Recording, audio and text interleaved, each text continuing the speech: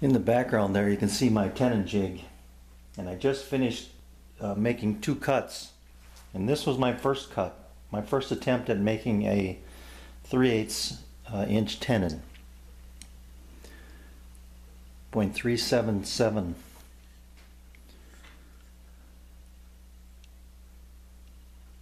This was my second attempt.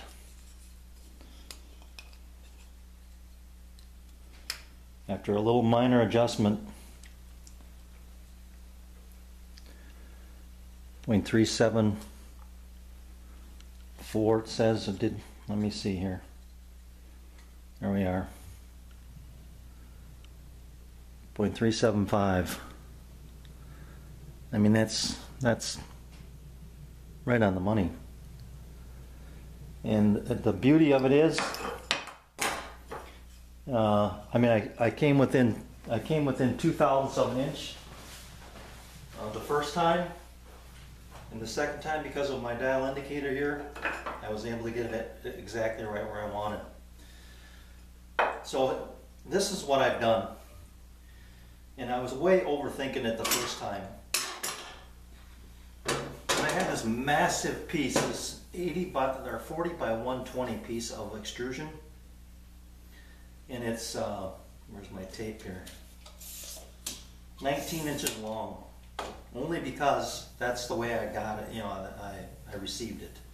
So I just wanted to find something to do with it. But it's just too heavy. You know, it sits nice on the table, but, and the other thing is it's too long. So I eliminated, you know, probably about half the weight, I'm guessing, because I'm shorter. And I'm 2/3 thicker, 2/3 the thickness of this piece here. So I went back to a 40 by 80. This one is only 14 inches long, and then I cut these blocks here that are custom fit to make it ride just really nicely on my saw tabletop. Then this part remained the same. And the connection is still the same.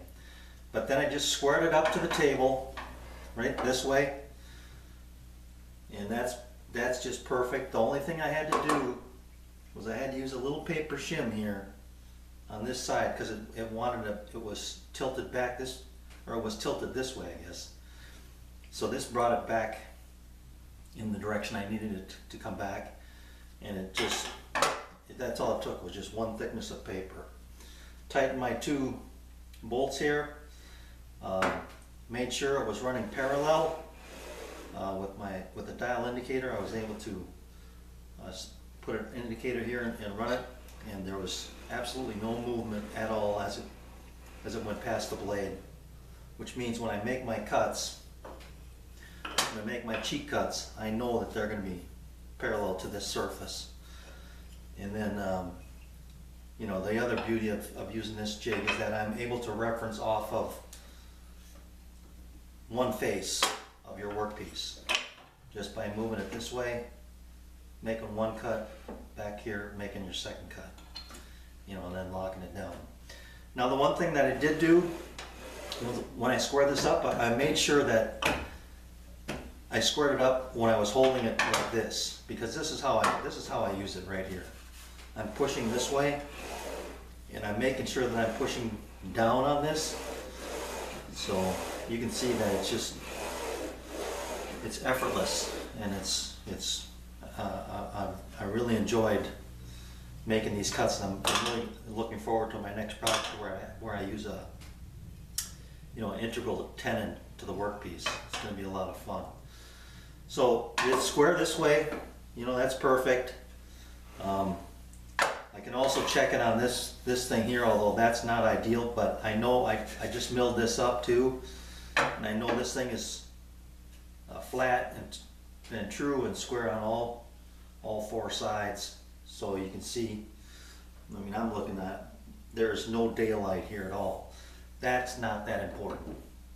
This thing could be out of whack. This could have a curl in it, you know, and it wouldn't really matter, because this is what the workpiece is registering off of, is this face right here. And then, but you do want, when you do set it up, you do want this to be square. and that's dead nuts as well right there. So I'm good to go on my next project. You know, the dial indicator gives me the ability to fine tune those adjustments. As you can see, I was able to take just 2/1000ths of an inch off of there and get it exactly the width I needed. So when it comes time to, you know, fitting a mortise a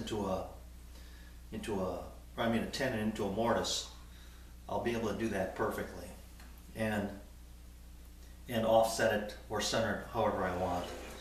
So that's a quick update on my Tenon Jig.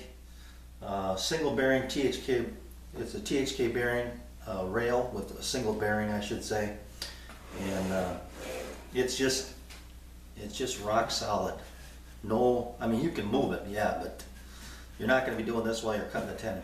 But it's just feels good. It feels right, and the beauty of this being shorter is that I'm not coming off the table here. You know, I'm well past making my cut, right? And I can come back this far and I can have a workpiece that's 6 inches long. I've never made tenons on pieces like that before, but I could do it, or I could even back this up and make them longer, you know. So anyway, that's just for what it's worth.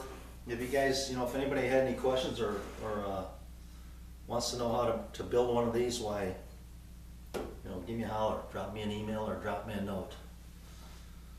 So thanks for watching.